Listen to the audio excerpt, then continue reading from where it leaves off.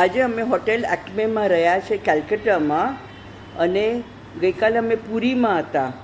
તો જગન્નાથ પુરીના દર્શન કર્યા, અને અમારી સાથે બેન છે જે જગન્નાથ પુરીનું વધારે વિશેષતા બતાવશે. હા, બોલો બેન, તમારું નામ? મારું નામ હિરણબેન જોશી. હું મુંબઈથી છું. હેલો ફ્રેન્ડ્સ, કેમ છો બધા? મજામાં હશો? જય શ્રી કૃષ્ણ બધા વૈષ્ણવોને.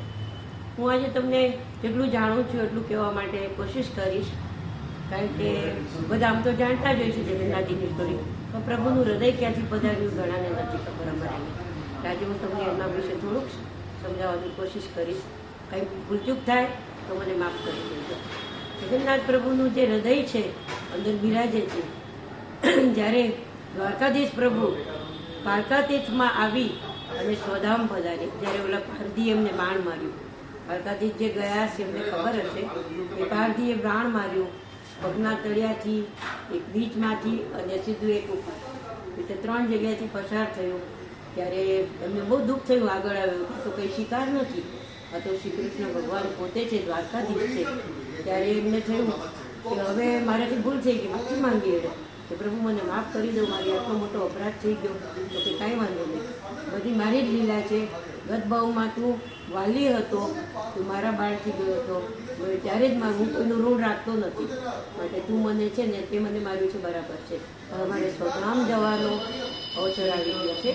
એટલે હવે હું મારી જાઉં છું. તો એ વખતે અર્જુન અને ઉદ્ધવજી એમની સાથે હતા, પ્રભુ સાથે. એમને કહ્યું કે હવે મારા અગ્નિ સંસ્કાર અર્જુન કરાવી દે. અગ્નિ સંસ્કાર કરવા ગયા ત્યારે થઈ તો ગયા, તો પ્રભુનું હૃદય રહી ગયું. હૃદય રહી ગયું એટલે પ્રભુએ આજ્ઞા કરી અર્જુનને, જો મારું આ છે ને ઉદ્ધવજીને તમે મારું આ જે હૃદય છે એને તમે કાષ્ટમાં લઈ અને હિરણ નદીમાં પધરાવી દીધું. હિરણ નદીમાં પધરાવી દીધું એ તરતું તરતું તરતું તરતું છેક પુરીધામમાં આવ્યું. જગન્નાથપુરીના રાજાને સ્વપ્નમાં આવ્યું. જગન્નાથપુરીના રાજાને સ્વપ્નમાં આવ્યા કે પુરીના રાજા પુરીના રાજાને સ્વપ્નમાં આવ્યા કે તમે મારું મંદિર સિદ્ધ કરાવજો, હવે મારે જગન્નાથપુરી તરીકે સ્થાપિત થવું છે. ત્યારે પુરીના રાજાએ કહ્યું કે ભલે પ્રભુ, એમને મંદિર સિદ્ધ કરાવ્યું તો થોડા વખત પછી કરાવ્યું, પણ એમનું હૃદય લેવડાવ્યું. પેલા 3 કાસ્ટના એ લોકોએ મૂર્તિ બનાવી, જય શ્રી કૃષ્ણ જગન્નાથજીની એક, એમાં એક બલદાઉજીની, અને વચમાં જે સુભદ્રાજી બિરાજે છે, અણીની મૂર્તિ બનાવડાવી. ને પછી પૂજારીજીને કહેવડાવ્યું કે હવે મને કાસ્ટમાં પધરાવવાનો સમય થઈ ગયો છે, માટે જે રાજા પણ તે વખતે હાજર હતા. અને આખા પુરીધામની અંદર અંધારું થવું જોઈએ. પુરીધામમાં અંધારું કર્યું. પૂજારીજીને કોટડીની અંદર, એટલે રૂમની અંદર બેસાડવાનું કહ્યું. ત્યાં મૂર્તિ 3 તૈયાર રાખી હતી. પૂજારીજીને આખે પાટા બાંધી દેવામાં આવ્યા. અને પછી જે એમનું હૃદય હતું, એક જે કૃષ્ણ ભગવાનનું મૂર્તિ બની હતી, એ કાષ્ટની અંદર પધરાવી, એટલે ઓટોમેટિક એ કાષ્ટ પાછું લઈ ગયું. પછી એમને જગન્નાથપુરીમાં અહીંયા સ્થાપિત કરવામાં આવ્યા. એ દિવસે રથયાત્રાનો મને લાગે છે કે દિવસ હતો, અને એ લોકોએ રથયાત્રા પણ કરી ભગવાનની, અને પછી પ્રભુને મંદિરની અંદર પધરાવ્યા.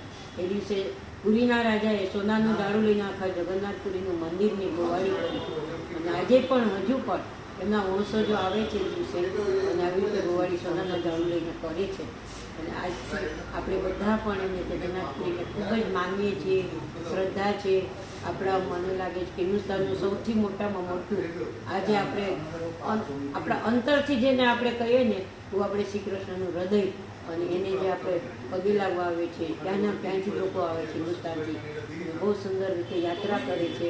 અમે પણ આ વખતે બહુ સરસ રીતે યાત્રા કરી, સુંદર દર્શન કર્યા, અને બહુ આનંદ કર્યો છે. આ પણ સર્વે વૈષ્ણવો આવજો, એનો લાભ લેજો. અમે જે હોટલમાં છીએ એનો બી એકાદ ફોટો મોકલશું. એ હોટલ બી બહુ સરસ છે અહીંયા, એના લોકો પણ બહુ રિસ્પોન્સ સરસ આપે છે અમને, અને બહુ સરસ રીતે અમે રહીએ છીએ. જય શ્રી કૃષ્ણ. જય શ્રી કૃષ્ણ. તમે બહુ સરસ રીતે અમને સમજાવ્યું. Thank you. Thank you.